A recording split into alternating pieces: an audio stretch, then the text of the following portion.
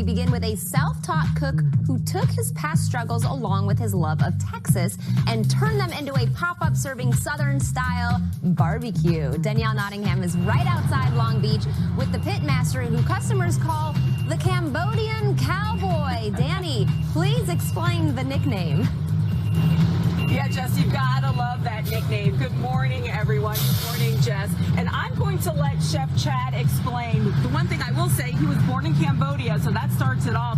But how did you become the Cambodian Cowboy? I became the Cambodian Cowboy during COVID when I made my barbecue business. I opened it up. I was by myself, and a lot of people came by in the paging. That's when they anointed me as the Cambodian Cowboy. And since on, during COVID till now, everybody knows me as the Cambodian Cowboy now. Well, they have to. Look at your hat. You got to do it. So let's go to the very beginning. You were born in Cambodia.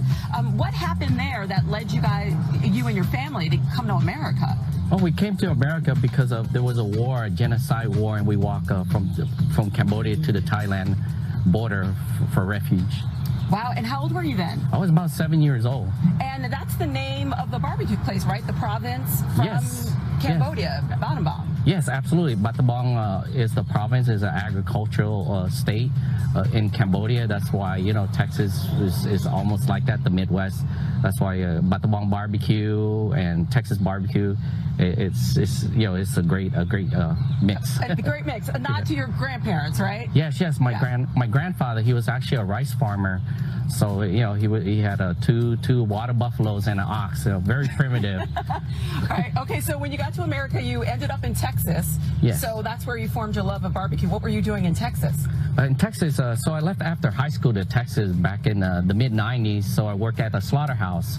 So I learned different parts of the operation and the meat packaging industry, from the gut table to the ground beef table to the brisket table. So that's why I love my meat. I love trimming. I love barbecue. All right, and we take one more detour, guys, because before you actually got into this, you were working at a surgery center. What happened there? Yes, I was working at a surgery center for 17, 18 years in parts of Irvine and Long Beach.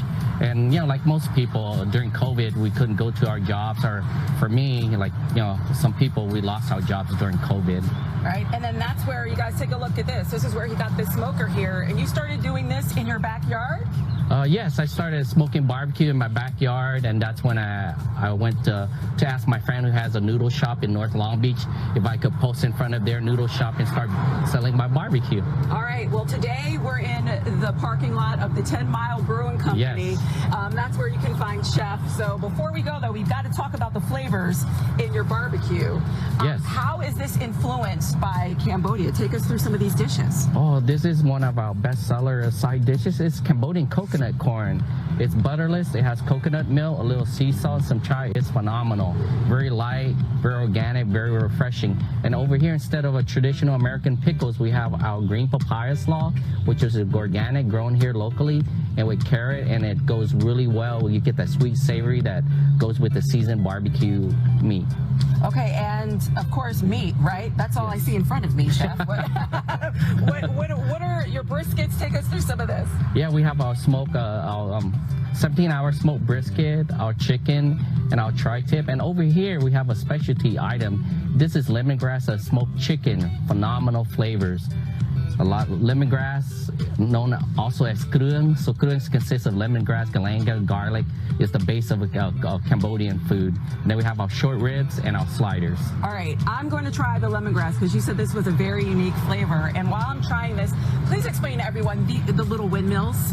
This is actually a really good tip if you're doing a picnic or a barbecue. Yeah, there's a little windmill, during the storm and stuff. And, there's a lot of insect because of recent rain. So these keep the flies away, the insect.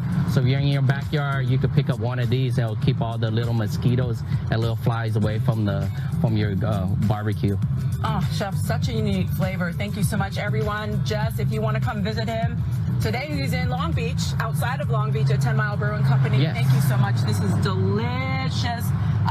I think lunch is served for everyone, Jess.